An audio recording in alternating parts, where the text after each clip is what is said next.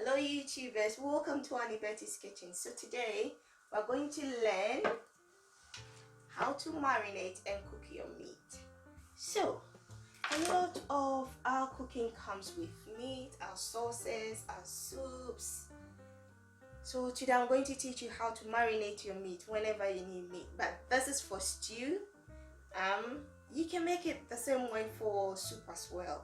You just have to adjust a bit, but it can go always.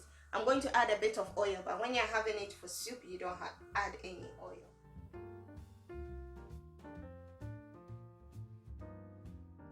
So I've got mixed meat here. I'm going to use this for a sauce, but like I always say, I like my meat. I'm a flexitarian. So sometimes I'm vegetarian, sometimes I'm fruitarian, sometimes I'm meatarian, sometimes I'm all sorts. So I've got honeycomb or tribe, I've got goat meat, I've got beef, I've got lamb, I've got oxtail. Me a fancy people. Remember me, I'm a fancies. In Ghana fancies, we love to eat good food. So when you see me doing these things, don't be surprised. Menu me I'm a dead about the meat is when you mix it up, it gives your sauce so much flavor. Try it. You don't just say this girl, she likes too much meat. But try it. That is, if you eat meat, try it and you thank me. So I'm going to marinate. I'm going to blend all these together, then it will go on. And this will bring the richness of the meat. I normally do this overnight. I've got 2 teaspoons of the AnneBetty's dry spice mix. And I've got about 3 tablespoons of rapeseed oil. This is going for a sauce, but if you are using it for soup, you omit the oil. And this is dry herbs. So I'm not adding salt at the moment, because when you add salt initially, it toughens it up and it takes longer to cook. So I'll add salt when it's about 15 minutes to be ready. But remember, it's better to marinate overnight.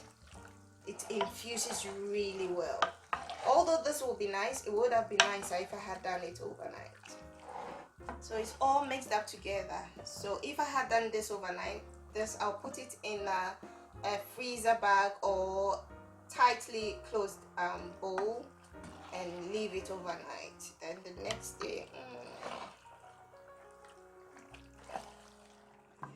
so this has been on for half an hour now. I'm going to add the salt, 1 tablespoon of my Himalayan pink salt. Then I mix it all up together.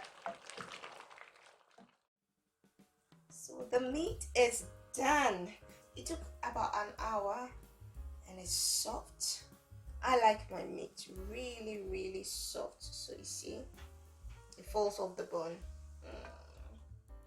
So initially I didn't add any water. I just added some water just so I have enough stock.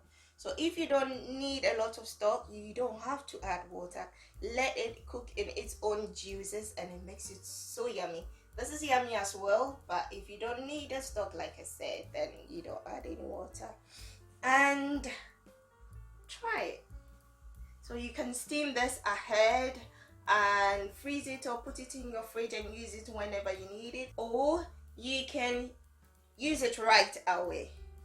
So try it, people, and let me know how it goes. But if you want a private cooking lesson or you need some yummy food to wow your guest, just call me.